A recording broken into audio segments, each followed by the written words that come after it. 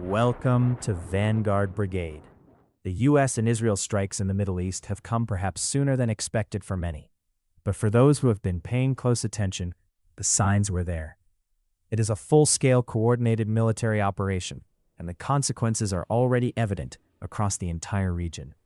A lot has happened, so let's break this down together, step by step. First, a bit of background on this conflict, because it did not come out of nowhere.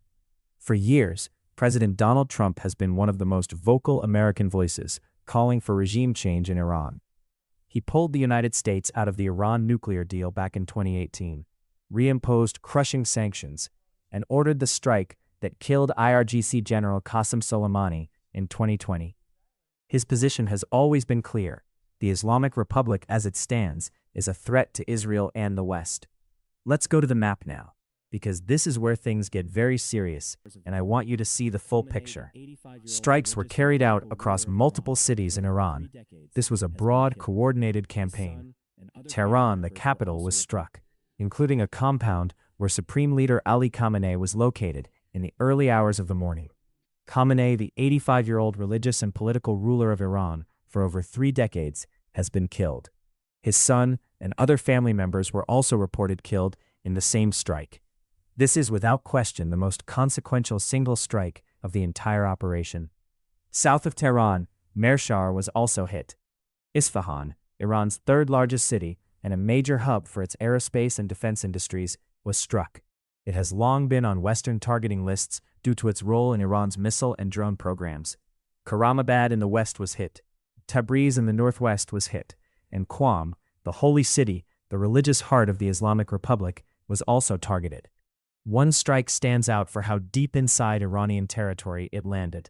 A strike near Roshan Abad killed Mohammad Pakpour, the commander of the IRGC ground forces, very deep in Iran, suggesting Israel had significant intelligence on his exact whereabouts. And as the physical strikes were landing, a parallel operation was underway in cyberspace. Multiple Iranian news websites and local digital platforms were hit by cyberattacks, disrupting communications and Iran's ability to manage its own narrative in real time. Now let's look at what Iran is doing in response, because Tehran did not go quiet. Retaliation came fast and it came wide. Starting with Jordan, Jordanian air defenses intercepted and shot down Iranian missiles passing through its airspace. Jordan has found itself in the middle of this due to being an ally of Israel and the U.S. In Bahrain, missiles struck a facility linked to the U.S. Fifth Fleet, America's primary naval presence in the Gulf region. This is a direct hit on a U.S. military asset, and Washington will not treat it lightly.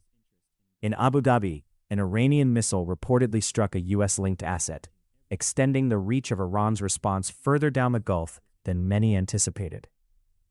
And back north, explosions were reported in the Haifa area of northern Israel following missile launches from Iran. Haifa is Israel's third-largest city and home to critical port infrastructure. Israel's air defenses were active, but the fact that strikes reached that far north tells you something important about the scale of what Iran is willing to do. Iran has been hit harder than at any point in its modern history. Its supreme leader is dead. Senior IRGC commanders are dead. Multiple cities have been struck, its media disrupted, and its airspace challenged. And critically, Iran's traditional allies are largely unable to act right now. Hezbollah in Lebanon has been significantly degraded after the conflict of recent years. The Houthis in Yemen are under pressure. Hamas in Gaza is in no position to open a new front. Iran is, in many ways, more isolated militarily than it has been in a long time. But the world is watching, and not everyone is staying silent. China's President Xi Jinping has issued a direct warning against further escalation, calling for restraint and urging all parties to return to dialogue. China is one of Iran's key economic partners and has enormous interest in Gulf stability.